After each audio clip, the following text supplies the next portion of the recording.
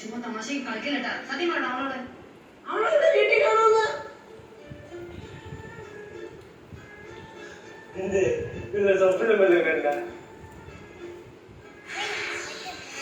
അമ്മച്ചെടുക്കാം. അതെ, പലതും പറയും, അതിലൊന്നും വീഴരുത്. തൽക്കാലം അവളോട് വീട്ടിലൊന്ന് അടങ്ങിയിരിക്കാൻ പറ.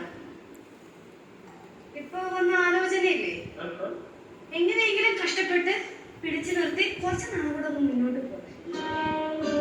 അതുപോലെ തന്നെ നീയും അബദ്ധമൊന്നും കാണിക്കില്ല.